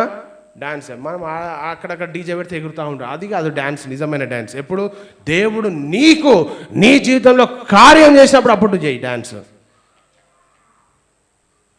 గంతులు వేయమని లేఖన భాగాలు చెప్తుంది. కనుక ఏదో పాటలు పెట్టి ఎగురుడు అది కాదు నేను అనేది. నిజమైన సంతోషం నీ హృదయ అంతరంగంలో నుండి దేవుని స్తుతించడమే గంతులు వేయడం అంటే. శరీరాన్ని కదిలించుకుంటే ఎగరడం కాదు, ఆ డాన్స్ కాదు నేను చెప్పేది. నీ హృదయ అంతరంగంలో నుండి దేవుణ్ణి స్తుతించాలి, దేవుడు నీ ఎడలు చేసిన మేలన్నిటిని బట్టి. నీ హృదయ అంతరంగంలో నుండి గంతులు వేయడం అంటే, నీ హృదయ అంతరంగంలో నుంచి దేవుడి నుంచి స్వస్థత పొందుకున్నాక నీ హృదయ అంతరంగంలో నుండి దేవుని కృప చూపించిన దేవునికి యందు గంతులు వేయడమే. నా నామందు భయభక్తులు గలవారు మీకు మరి నీతి సూర్యుడు ఉదయిస్తాడు. భయభక్తులు అంటే ఎవరు? పక్కవారిని అడగండి, నువ్వేనా? భయభక్తులు అంటే ఎవరు? సామెతల గ్రంథం 1వ అధ్యాయం 7వ వచనంలో ఉంది. భయభక్తులు అంటే ఎవరు? ఇక రాయబడింది, త్వరగా చదవాలి. యెహోవా యందు భయభక్తులు కలిగి ఉండుట తెలివికి మూలం అంట. తెలివి గల అని చెప్పుకుంటాం, కానీ ఎక్కడ ఉండాలి తెలివి? దేవుని యందు భయభక్తులు కలిగి ఉండాలంట. యెహోవా యందు భయభక్తులు కలిగి ఉండుట తెలివికి మూలము. జ్ఞాన మూర్ఖులు జ్ఞానమును ఉపదేశము తిరస్కరించుదురు. నేను ఎందుకంట వాక్యం, నేను ఎందుకు పోవాలి చర్చికి? నాకు వీలు కాదు, నేను ఇక్కడనే కూర్చుంటా, రోడ్డు మీదనే కూర్చుంటా. నేను ఎందుకు పోవాలి చర్చికి అంటే, నువ్వు దేవుని వాక్యాన్ని తిరస్కరిస్తే ఆయన కూడా నిన్ను తిరస్కరిస్తాడు. ఇక్కడ వాక్యం చూడండి, యెహోవా యందు భయభక్తులు కలిగి ఉండుట తెలివికి మూలం అంట. తెలివి వాళ్ళు ఏం చేస్తారో తెలుసా? నేను చెప్పాలా? తెలివి వాళ్ళు ఏం చేస్తారంటే దేవుని మాట వినరు. తెలివిగల్లలో దేవుని మాట వినరు. అందుకనే చీకటి మన మీద ప్రభుత్వం చేస్తుంది. అందుకనే సమస్యలు, అందుకనే బాధలు, అందుకనే రోగాలు, అందుకనే అన్ని దేశంలో ఉన్న దేశముద్ర అంతా మన మీదనే ఉంది. తెలివి గలవారు వాక్యం చూడండి, యెహోవా యందు భయభక్తులు కలిగి ఉండుట తెలివికి మూలము. మూర్ఖులు ఏం చేస్తారంట? జ్ఞానమును ఉపదేశాన్ని వాక్యాన్ని తిరస్కరి. నాకు అవసరం లేదు దేవుడు, చర్చికి పోను, నేను వాక్యము వినను. వింటే ఏమొస్తుంది? ఏం రాదు వింటే. నీకు నీతి సూర్యుడు ఉదయించాలి నీ మీద అంటే ఆయన యందు భయభక్తులు కలిగి జీవించు. ఆయన యందు భయభక్తులు కలిగి జీవిస్తే మనం అనుకుంటాం లోకంలోనే జ్ఞానం ఉంది, లోకంలోనే డబ్బు ఉంది, చదువుకోవాలి, ఉన్నతమైన స్థితిలో ఉండాలి అని అనుకుంటూ ఉంటారు చాలామంది. ఉండాలి, కరెక్టే, అన్నీ అవసరమే. అన్నిటికంటే ముఖ్యంగా నీకు ఏం అవసరమో తెలుసా? అన్నిటికంటే ముఖ్యంగా నీకు కావాల్సింది ఏంది? దేవుడు లేకుండా నువ్వు భూమి మీద ఏమి కూడా చేయలేవు. మా అంటే ఎన్నో సంవత్సరాలు బతాం, తర్వాత నిరంతరము వెలుగులో జీవిస్తాం. దేవుణ్ణి కలిగి ఉంటే చీకటి ఉండదు అక్కడ, నిరంతరం వెలుగే. నిరంతరం వెలుగులోనే జీవిస్తాం, నిరంతరం వెలుగులోనే బ్రతుకుతాం. అందుకనే ప్రసంగి గారు ఒక మాట అంటున్నారు, చదువుతాం. ప్రసంగి 12వ అధ్యాయం 13వ వచనంలో చూస్తే ఇక్కడ ఇదంతయు వినిన తర్వాత తేలిన ఫలితార్థం ఇదే. ఏం విన్నారు కదా మీరు అప్పటి నుంచి వాక్యం, రైట్? ఇదంతయు వినిన తర్వాత తేలిన ఫలితార్థం ఇదే. దేవుని యందు భయభక్తులు కలిగి ఉండి ఆయన కట్టడలను అనుసరించి నడుచుచుండవలెను. మానవ కోటికి ఇదియే విధి. మానవ కోటికి ఇదియే విధి. దాని ఉద్దేశం ఏంది అంటే, నువ్వు భూమి మీద ఏది కలిగి ఉన్న, ప్రసంగి గ్రంథంలో చూస్తే ఆయన చెప్తుంటాడు ఏంటంటే, ఏది చేసినా వేస్ట్, పెడదాం అన్ని పెడదామే. అన్ని విన్న తర్వాత తేలిన ఆంతర్యం ఏంటంటే ఇక్కడ రాస్తుంది చూడండి. ఇక్కడ ఇదంతయు వినిన తర్వాత మీరు చదవండి ప్రసంగి గ్రంథం బుక్ అంతా కూడా, ప్రసంగి గ్రంథం అంతా కూడా చదవండి ఒకసారి. అన్ని వేస్టే అంటాడు. సూర్యుని కింద నరులు పాడే పాటలన్నీ కూడా వ్యర్థమే, అన్ని వ్యర్థమే. ఇదంతయు వినిన తర్వాత తేలిన ఫలితార్థం ఇదే. దేవుని అంటే అవుట్కమ్ ఏమొచ్చింది, అక్కడ రిజల్ట్ ఏమొచ్చింది, అన్ని పరీక్షించినాక, రిసర్చ్లు చేసినాక, ఆయన చేసే పనులు అన్నీ చేసినాక ఏమొచ్చింది అవుట్కమ్, రిజల్ట్ ఏమొచ్చింది బయటికి అంటే, దేవుని యందు భయభక్తులు కలిగి ఎండుటయే, ఆయన కట్టడలను అనుసరించి నడుచుచుండో వాళ్ళే నువ్వు. అది రెండు. దేవుడు నీ వైపు చూడాలంటే సింపుల్గా ఏం చేయాలంట? భయభక్తులు కలిగి జీవించాలి. ఆయన ఆజ్ఞలను కట్టడలను అనుసరించు. నీకు ఏమి కావాలో నాకు తెలియదు, ఇక అడుక్కోండి ఇక దేవుని. నీకు ఏమి అవసరమో నాకు తెలియదు, మీకు ఏం కావాలన్నా దేవుడు ఇస్తాడు. దేవుని కట్టడలను అనుసరిస్తే పాపం జోలికి పోము. దేవుని యందు భయభక్తులు కలిగి జీవిస్తే పాపాన్ని అనుసరించాము. దేవునిని గౌరవించేవారు, పాపాన్ని ద్వేషించేవారు, పరిశుద్ధ జీవితం కోరుకునేవారు, అలాంటి వారిపై నీతి సూర్యుడు ఉదయిస్తాడు. ఎవరిపై నీతి సూర్యుడు ఉదయిస్తాడు? చెప్పండి, ఎవరిపై నీతి సూర్యుడు ఉదయిస్తాడు? దేవునిని గౌరవించేవారు. ఎవరిపై నీతి సూర్యుడు ఉదయిస్తాడు? దేవుని మాటను గౌరవించే వారి మీద. ఎవరిపై నీతి సూర్యుడు ఉదయిస్తాడు? పాపాన్ని ద్వేషించే వారి మీద. ఎవరిపై నీతి సూర్యుడు ఉదయిస్తాడు? పరిశుద్ధమైనటువంటి జీవితాన్ని జీవించే వారి మీద నీతి సూర్యుడు ఉదయిస్తాడు. అలాంటి వారిపైనే నీతి సూర్యుడు ఉదయిస్తాడు. అప్పుడు మనకు కావాల్సింది దేవుడు అనుగ్రహిస్తాడు. ఉదయం అంటే ఏంటి చెప్పండి? చెప్పాలి. ఉదయం అంటే ఏంది? ఎన్ని గంటలకు ఉదయం అయింది ఈరోజు? 6:30కా? ఉదయం అంటే ఏంటి? ఉదయం అంటే చెప్పాలి. ఉదయం అంటే కొత్త జీవితము. ఉదయం అంటే ఏంటి? క్రొత్త జీవితము, క్రొత్త ప్రారంభము, లేకపోతే క్రొత్త ప్రారంభము. 50 సంవత్సరాలు నీ వయసు ఉండొచ్చు, లేకపోతే 30 సంవత్సరాలు నీ వయసు ఉండొచ్చు, లేకపోతే 10 సంవత్సరాలు నీ వయసు ఉండొచ్చు, లేకపోతే 100 సంవత్సరాలు నీ వయసు ఉండొచ్చు. 100 సంవత్సరాల వరకు లోకాన్ని అనుభవించినవేమో, దేవుని తట్టు చూస్తే కొత్త లైఫ్ ప్రారంభిస్తాడంట ఆయన. అంటే మళ్ళీ పుట్టి వస్తావా? అక్కడి నుంచి కాదు, నూతన ప్రారంభం, న్యూ బిగినింగ్ దేవుడు స్టార్ట్ చేస్తాడు. ఉదయం అంటే ఏంది? క్రొత్త ఆశ మొలుస్తుంది. ఉదయం అంటే ఏంది? కొత్త దిశ నిర్దేశం చేస్తాడు నీ జీవితానికి. క్రొత్త దర్శనం ఇస్తాడు దేవుడు. అంతేకాదు, నీ జీవితంలో క్రొత్త ఆనందము, సంతోషాన్ని దేవుడు ఇస్తాడు. అంతేకాకుండా మరి నీ లైఫ్లో నువ్వు చేసే ప్రతి పనిలో దేవుడు విజయాన్ని ఇస్తాడు. ఎప్పుడంటే దేవుని యందు భయభక్తులు కలిగి జీవించినప్పుడు. ఇవన్నీ చేసి దేవుని తట్టు చూస్తే దేవుడే కార్యాలు చేస్తాడు. చెప్తామా? దేవుడు నా ఎడల కార్యం చేయాలి, దేవుడు నా ఎడల నీతి సూర్యుడు ఉదయించాలి. ఎప్పుడంటే దేవుడు 3:22-23 వచనం, యెహోవా కృపగలవాడు, ఆయన వాత్సల్యత ఎడతెగక నిలిచినది గనుక మనము నిర్మూలము కాకున్నామంట. ఇక్కడ చూడండి, ఇక్కడ ఈరోజు మరణ భయంతో ఉన్నావేమో, లేకపోతే ఇంకొక భయంతో నువ్వు కొట్టుమిట్టాడుతున్నావేమో, కానీ దేవుడు అంట, నువ్వు దేవుని దగ్గరికి వస్తే దేవుడు నీకు ఎడల కృప చూపిస్తాడు. దేవుని దగ్గరికి వస్తే ఆయన ప్రేమ చూపిస్తాడు.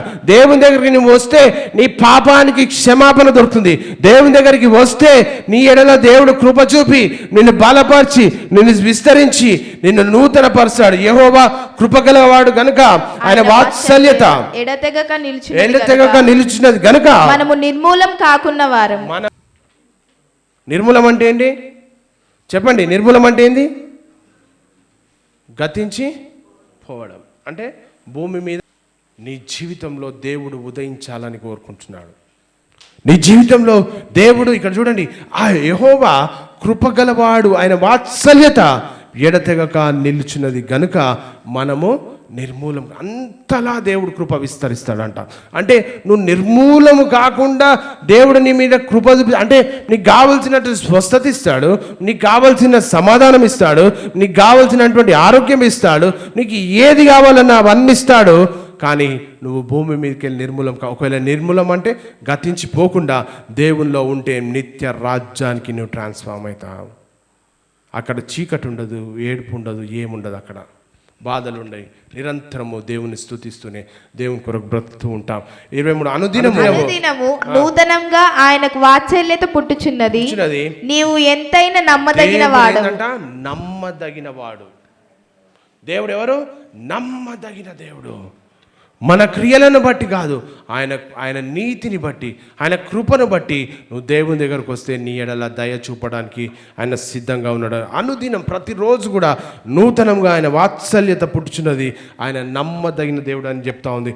యెహోవా నా భాగమని నువ్వు ఎంచుకుంటున్నావు. ఆయన 24వ వచనం, యెహోవా నా భాగమని నేను అనుకొనుచున్నాను, ఆయన యందు నేను నమ్మిక ఎప్పుడైతే ఈ డైలాగు పలుకుతావో, యెహోవానే నా మా భాగము, దేవుడే నా ఆధారము, దేవుడే నా నీతి, దేవుడే నా స్వస్థత, దేవుడే నా ఆధార, ప్రతిదీ నువ్వు దేవుని మీద వేసి నువ్వు మాట్లాడడం ప్రారంభించావో, దేవుని మీద వేసి నువ్వు పలకడం ప్రారంభిస్తావో, దేవుని యొక్క గొప్పతనం ఏందో నువ్వు చూస్తావు నీ జీవితంలో. ఇక్కడ చూడండి, యెహోవా నా భాగమని నేను అనుకొనుచున్నాను. నువ్వు అనుకుంటున్నావా? దేవుడే నా భాగం, నాకు ఎంత పెద్ద సమస్య ఉన్నా, ఎంత పెద్ద కష్టం ఉన్నా, ఏ రీతిగా ఉన్నా దేవుడే నా మార్గం అని ఎప్పుడైతే నువ్వు అనుకుంటావో, నీతి సూర్యుడు నీ మీద ఉదయిస్తాడు. తను ఆశ్రయించు వారి ఎడల యెహోవా దయాళుడంట. నువ్వు దేవుని దగ్గరికి వస్తే ఆయన దయ చూపడానికి సిద్ధంగా ఉన్నాడు. మనమేమో నేను రాను, నేను ఎందుకు పోవాలి, నాకేం అవసరం అని అనుకుంటాం. దేవుడు దయ చూపడ ఆయన రెడీగా ఉండంట నీకు ఇవ్వడానికి. ఇక్కడ చూడండి, తను నువ్వు ఎవరిని ఆశ్రయిస్తున్నావు? మనం ఎవరిని ఆశ్రయించేది? ఫ్రెండ్స్నా? మనం ఎవరిని ఆశ్రయిస్తున్నాం? బంధువులనా? మనం ఎవరిని ఆశ్రయిస్తున్నాము? స్నేహితులనా? మనం ఎవరిని ఆశ్రయిస్తున్నాం? ఇరుగు పొరుగు అన్నా? నీకు కష్టం వచ్చినప్పుడు ఎవరిని ఆశ్రయిస్తున్నాం అంటే మన సొంత తెలివి మీద ఆధారపడుతుంటాం. నువ్వు దేవుని ఆశ్రయిస్తే ఆయన నీ ఎడల దయ చూపించి తను వెతుకు వారి ఎడల ఆయన దయ చూపువాడు. నువ్వు దేవుని వెతికితే నీ ఎడల దయ చూపిస్తాడంట. కనుక చివరికి ఒక వచనం చదువుకొని మనం కనుక యెషయా 60వ అధ్యాయం 1వ వచనం, నీకు వెలుగు వచ్చినది, లెమ్ము తేజరిల్లుము, యెహోవా మహిమ నీ మీద ఉదయించును. మన జీవితంలో చూసినట్లయితే ఈ వాక్యంలో అనారోగ్యాలకు వెలుగు వస్తుంది దేవుని మీద ఆధారపడితే, నిరాశలో ఉన్న వారికి వెలుగు వస్తుంది, పాప బంధకంలో ఉన్న వారికి వెలుగునిస్తాడు, కన్నీళ్ళలో ఉన్న వారికి వెలుగునిస్తాడు. యేసు ప్రభు నీ జీవితంలో ఉదయిస్తే వెలుగు వస్తుంది, మార్పు వస్తుంది. ఇక్కడ ఏమంది? నీకు వెలుగు వచ్చి ఉన్నది, లెమ్ము తేజరిల్ము, యెహోవా మహిమ నీ మీద ఉదయించను. ఎవరికి? అనారోగ్యంలో ఉన్న వారికి వెలుగు రావాలి, నిరాశలో ఉన్న వారికి వెలుగు రావాలి, పాపంలో ఉన్న వారికి వెలుగు రావాలి, కన్నీళ్ళలో ఉన్న వారికి వెలుగు రావాలి. నువ్వు ఏ సమస్య ఉన్నా ఆ సమస్యకు వెలుగు వచ్చినప్పుడు మాత్రమే దేవుడు దేవుడు ఉదయించినప్పుడు మాత్రమే ఆ వెలుగు నీ జీవితానికి వస్తుంది. కనుక ప్రియ దైవజనమ, కనుక ఇవన్నీ మనం విని దేవుని వాక్య ప్రకారం మనం నడుచుకోవాలి. మీకా గ్రంథం 7వ అధ్యాయం 8వ వచనం, నా శత్రువా నా మీద అతిశయింపవద్దు, నేను క్రింద పడినను తిరిగి లేతును అంటుండే. ఏందంట చూడండి, ఇక్కడ నా శత్రువా నేను నా మీద నువ్వు మనం అనుకుంటాం, అరే వన్ కాదు ఏంటంటే వెరీ గుడ్, మంచిగా అనుకుంటాం. ఎవరికైనా సమస్య అయితే బాగైంది, వెరీ గుడ్ అనుకుంటాం. మళ్ళీ మన నైజాం అది అనుకోమా, ఇట్లా చేసినందుకే వాళ్ళకి అట్లా అయింది అనుకోమా.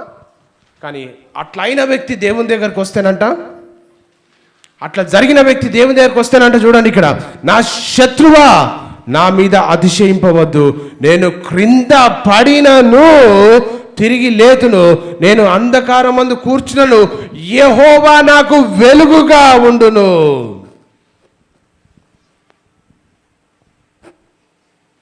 ఏంటంట?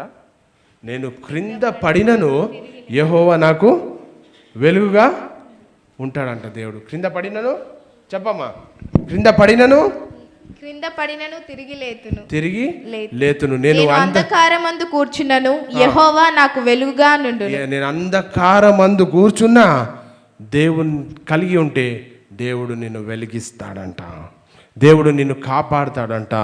మరి యేసు తిరిగి వస్తున్నాడు. ఎందుకు? మొదటి రాకడలో పాపము క్షమించబడింది, స్వస్థతనిచ్చాడు. రెండవ రాకడలో శాశ్వతమైన వెలుగునికి ఇవ్వబోతున్నాడు. రెండవ రాకడలో శాశ్వతమైనటువంటి ఆరోగ్యము, మరణం ఉండదు, కన్నీరు ఉండదు. సిద్ధపడతావా? సిద్ధపడితే దేవుని రాజ్యానికి, సిద్ధపడకపోతే నువ్వు ఎక్కడ అనుకుంటే అక్కడికి. నా శత్రువా నా మీద అతిశయపడకు, నేను క్రింద పడినను దేవుని యందు భయభక్తులు కలిగి జీవిస్తే క్రింద పడినను దేవుడు లేపుతాడు. నేను అంధకారమందు కూర్చున్నను, యెహోవా నాకు వెలుగండి. అది పవర్, అది శక్తి, అది సామర్థ్యం, అది ఆయన గొప్పతనం. ఈ మధ్యాహ్న కాల వేళలో నేను అడుగుతున్న ప్రశ్న, దేవుడు నిన్ను ఏం చేయమని కోరుతుందంటే, ఏదో చేయమని, ఘనకార్యాలు చేయమని దేవుడు కోరట్లేదు. దేవుడు ఏం కోరుతున్నాడంటే నీ దగ్గర నుండి నా యందు భయభక్తులు కలిగి నువ్వు జీవిస్తావా? నా యందు భయభక్తులు కలిగి నువ్వు జీవిస్తావా? దేవుడు నీ నుంచి ఆశించేదేంది? నా యందు భయభక్తులు కలిగి జీవిస్తావా? దేవుని మందిరంలో నాటబడతావా? దేవుని కొరకు బ్రతుకుతావా? అప్పుడు నీతి సూర్యుడు నీ మీద ఉదయిస్తాడు. కనుక మరి మొదటి రాకడలో పాపం క్షమించబడింది, స్వస్థతనిచ్చాడు. నువ్వు సిద్ధపడితే దేవుని రాజ్యానికి నువ్వు చేర్చబడతావు. నీకు అనారోగ్యం ఉన్నా దేవుడు స్వస్థత ఇస్తాడు, ఏది కావాలన్నా దేవుడు అనుగ్రహిస్తాడు. కానీ మర్చిపోయిన జీవితాన్ని మరలా నూతన మనసులోకి తీసుకొస్తే శాశ్వత పరిష్కారం, నిత్య నరకం. 22 ప్రకటన గ్రంథం 22వ అధ్యాయం 5వ వచనం. రాత్రి ఇంకా ఎన్నడూ ఉండదు, దీపకాంతి అయినను వారికి అక్కర్లేదు. దేవుడైన ప్రభువే వారి మీద ప్రకాశించును, వారు యుగయుగములు రాజ్యము చేయుదురు. ఎక్కడ రాజ్యం చేస్తావు? దేవునితో పాటు ఉంటావు. నీకు కావాల్సింది రాత్రి ఇక ఎన్నడూ చీకటి ఎన్నడూ ఉండదు. ఇంకా దీపకాంతి అయిన లైట్ కూడా వేసుకోవాల్సిన అవసరం లేదు. ఎందుకు? నీతి సూర్యుడు మనలో కాంతి అయినను. ఇక్కడ చూడండి, రాత్రి ఇంకా ఎన్నడూ ఉండదంట. ఇప్పుడు చీకటి ఉంటే మనకి ఏం కావాలి? వెలుగు కావాలి, అందుకే లైట్ వేసుకుంటాం మనం. ఇక్కడ చూడండి, రాత్రికి ఎన్నడూ ఉండదు. దీపం కాంతి అయినను, సూర్యకాంతి అయినను వారికి అక్కర్లేదు. ఇంకా ఎందుకు? దేవుడైన ప్రభువే వారి మీద ప్రకాశిస్తున్నంట. అంటే నువ్వు నిలబడితే నీ వెలుగు మొత్తం, దేవుని సన్నిధిలో వెలుగు మొత్తం వెలుగుమయమైపోయి ఉంటుంది. కనుక వారు యుగయుగములు రాజ్యము చేరు. యుగయుగములు దేవుణ్ణి కలిగి ఉంటే యుగయుగములు ఆయనతో పాటు మనం ఉంటాం. కనుక ప్రియ దేవుని సంగమా, నీ జీవితం రాత్రిలో ఉందా? ఈరోజు నీ జీవితము చీకటిలో ఉందా? నీ హృదయము చీకటి మయంలో ఉందా? నీ శరీరం బాధలో ఉందా? ఉంటే ఈ మాటలు నమ్మితే నీ జీవితంలో నీతి సూర్యుడు ఉదయించబోతున్నాడు. ఈ మాటలు నమ్మితే యేసు నీ మీద ప్రకాశించబోతున్నాడు. ఈ మాటలు నమ్మితే ఆయన రెక్కలతో నీకు స్వస్థత ఇవ్వబోతుంటున్నాడు. ఆయన పొందిన దెబ్బల చేత నీకు స్వస్థత. కనుక ప్రియ దేవుని సంగమా, ఈరోజు ఒక తీర్మానం చేసుకుందాం. ఇప్పటి వరకు నీ జీవితం ఎటుపోయిందో నాకు తెలియదు, కానీ ఈ ఆదివారం దినమున దేవుని విత్తబడిన వాక్యము నీ జీవితంలో అది ఫలింపబడాలి అంటే ఏ మాటలు నీ చెవుకు వినబడినాయో ఆ మాటలు నువ్వు చేస్తే, ఆ మాటల ప్రకారం నువ్వు జీవిస్తే నీతి సూర్యుడు నీ మీద ఉదయించబోతున్నాడు. ఈ కొద్ది మాటలు దేవుడు మనందరి వెనుకల్లో దేవుడు దీవించునుగాక.